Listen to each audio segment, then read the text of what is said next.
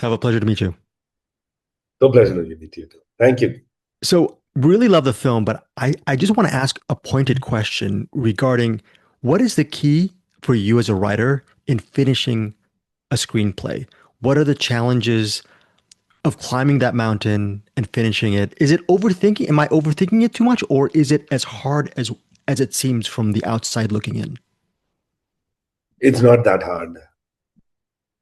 It's not hard. Like if you understand and accept that the writing, the making, everything has its own destination and you're part of it, then I think it becomes very easy. Like naturally, the characters would do certain things, and if you just go by it, it becomes very easy.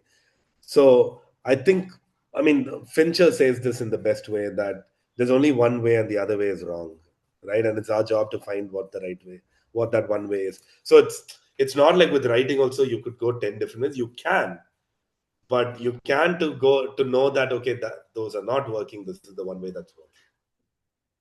So, with this way, how did you find your way into this script? Because for it, without giving too much away, it is so many different stories. It could be two big stories rolled into one, and I think that's that's great. But how did you find your way within this narrative? Because it gives us so many different elements, which is a great thing. Yes. So um, the theme that I wanted to explore was about ego and creation. That something is created from a place of surrender, right? Like you could be a musical genius, but when you compose, you're not thinking you're a musical genius. You're surrendering to the power of music, right? But once it's created, you get this feeling that that's mine. It came from me, and this whole thing about ego. So that was the starting point for this. Like why uh, that is the thematic. Like I like to pick my world, explore a theme, find my characters. So my world was the 1950s filmmaking, and there's reasons for that. There's reasons for everything. When you have reasons for everything, it becomes very easy to take decisions, right? And so once I knew that this is the theme I'm exploring, and I got my characters, I had a bunch of characters, then naturally it became this relationship drama between these three people. I could have started somewhere. But so this is the process of writing. Because you started your first question with writing, I'm going to take my time and tell you about these choices that I could make. Because you could always start at one place, but you need not cling on to it. Like as you maneuver, if you have this, oh, I started as one thing, but it's evolved to become another thing. And if you have the grace to accept it, then the journey becomes very easy. You talked about 1950s film, and I love cinema from the 40s and 50s, and you have a beautiful look to your movie. But in the 50s, there were so many great silver screen stars. What was it like for you as a filmmaker just to work with these wonderful stars to help anchor your narrative? Because each of them do such a wonderful job. And I want to actually single out, I'm mispronouncing the name, Bhagyarashi Yashri. She as a lead, she's fantastic But because I'm sorry. yeah, Bhagyashree. She's fantastic because her character has to, you're wondering what side is she playing, how is she staying true to herself. How were you able to find her, and how proud were you of her just layered performance? Yeah, so we wanted a debutante who challenges the king of acting, right? So I was looking for a debutante who could do that, and lucky we found her. So the first test that I gave was she didn't know the language. She didn't know Tamil. She speaks another language from India called Marathi. So when I gave her a scene, a scene of high performance, and told her that I need to see this in a day, the efforts that she put into like learning those lines and delivering that sort of a performance in a day, I was looking for that sincerity, and that's what like so Kumari, the character had to be this. She's sincere, she's innocent. Innocence in the true innocence, not like I don't know enough, so I'm innocent. No, like I know these worldly truths, but I choose to be this way, right? And I choose to be this way because it keeps me happy, and that's how one needs to be. So Oh, yeah. please go No, ahead. no, no, no. No, I'm saying like she's the sort of she's uh, this whimsical beauty, and that's not like I had a word for it. But anyway, okay, you were going for something. Please go.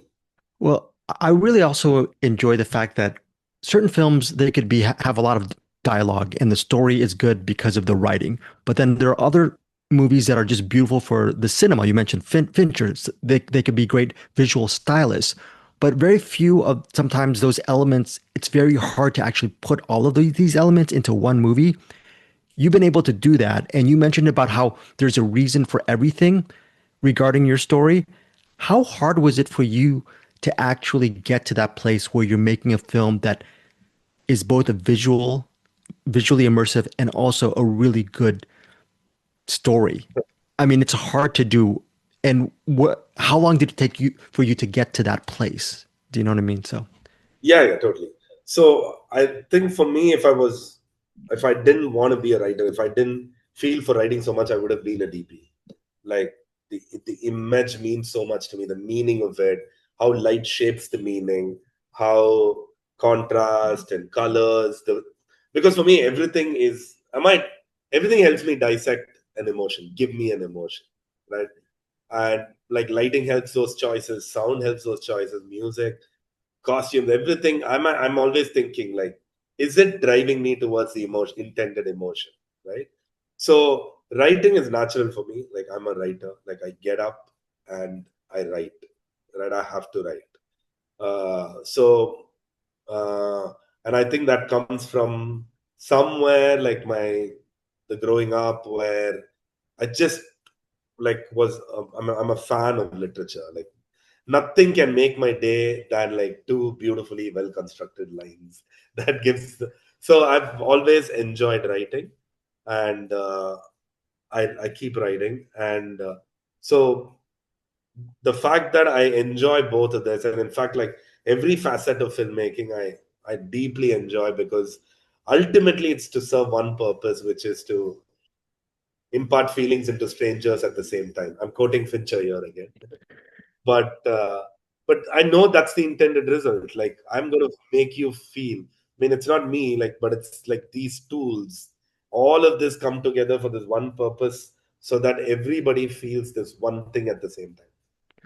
And as a filmmaker, what is it like for you to be in a darkened theater and having people watch your film? Is it gratifying or is it terrifying? Or do you not very even want to gratifying. be in the room? I'm sorry. Yeah. No, no, it's very gratifying because I take a lot of time in making a film. I take a lot of time in the writing, making, editing. So by the time I put it out, I don't think I have this thing of I wish I could have done this. I could have, like, I spend years into one thing. So I think I'll feel terrified if I'm rushed into doing something. Like when something doesn't live up to what it has to. Salva, your film also deals with how people who live a life in the cinema, they blend their movie making life with their own life. So you Yes. talked about being a fan of so many different things, including literature. What has it been like for you to live a life of cinema where when the film stops, it continues to exist in your bloodstream? What is that like for So you? all my choices, moral choices, the kind of person I am today is because of the literature I've read and the movies I've watched. Like, of course, people do influence, but I try to keep that to a very minimal. Like, I mean, the influence that a character in a movie sometimes has more than what a real life character can have. So it's very spiritual for me. Like when I watch a film, it is very spiritual because I'm always trying to be better than what I was last day. If I can be a better human being than what I was yesterday, is what I try to be. That's the whole purpose of like everything that I do, and filmmaking has a great impact on that. Like, I mean, that's why I chose filmmaking, because I want to, and because I also get like an outlet. Like, yes, I'm a better person because of these things, and I'm being able to share that with the world. So yeah, like filmmaking is spiritual. I think that's what Yeah. film watching is also spiritual for me. Yeah. Final couple of questions is with another theme is you talked about ego, and from your experience, have you come across or known people who, and it's a shame because you see they're so talented no matter what form they are in their artistry, and do you ever see that their ego maybe gets the best of them and they can't really ultimately their work in the end doesn't execute properly or doesn't reach impart properly because and is it a shame for you to witness that because you see how much further they could go if they would just humble themselves and be part of a team and whatnot. 100%, totally. And I think that's somewhere the core message of this film, right? Like, I mean, this can happen to great people. Great people can succumb to such uh, traps, then we better not. But I've heard, uh, seen a few, but heard about how some of these grades just like bundled up because they couldn't hold it together. Like what plays out in your head, right? Like you one goes through so much to become an artist. To to become an artist is a process. It's not like today I wore a short, it's not like wearing a costume, right? Like you have to like cleanse yourself and you have to like surrender and like really work onto yourself, work upon yourself and become an artist. And that's when art flows through you. So these genius artists, like art was willing to flow through them, but the way they shut it because of like they couldn't hold it together. Yes, of course, that's what the film is talking about. Don't be that. My final question to you is a very impossible question, and I apologize, but I always remember that when um, when Citizen Kane was made, when Orson Welles was making it, he watched John Ford's Western Stagecoach a whole bunch of times just to get him prepared, right? So I know this is an impossible question, but can you No, name no, no. I know where you're going. Tell me. yeah, so Where- can you pick one out of the hundreds of films that still inspire you, not just as a cinephile, but as a tangible filmmaker that you can reference, not just for shot style or whatnot, but just can reference for inspiration and helps ground you and what, yeah. So, and thanks for your time. wow, that is, you are right. It is an impossible question. What is that one film, right? Yeah. But I'll tell you, uh, I have to choose something of Kurosawa only. So, like the way, yeah, I'd go with Seven Samurai. Wow. I mean, well, it's a hard question to even pick your favorite Kurosawa film, right? Because Yeah, there's you so saw many. me like literally struggling. There's and Like, am I it's like, is dumb it Rushmore? Is it Ikiru? Is it? Redbeard. So, Yeah, so, exactly. so for you, you mentioned Fincher, but for Kurosawa, when you study or enjoy his films, do you He's under my master. He's my do you master. why is he the Michael Jordan of Yes, film? like Have you come? storytelling. Okay, because of how simple he keeps it, right? Yeah, That's why, like, it's timeless. Like I have sort of accepted that there is nothing that I'm going to do that's not done by Kurosawa or all my masters. I am only a reflection of my masters, and I'll be a good one at it.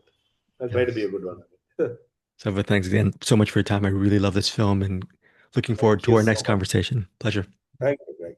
Hey guys, thanks so much for watching this video. For more movie and television reviews and interviews, please subscribe to my Deepest Dream channel. Like, comment, share, subscribe. And as always, thanks so much for your support. Take care.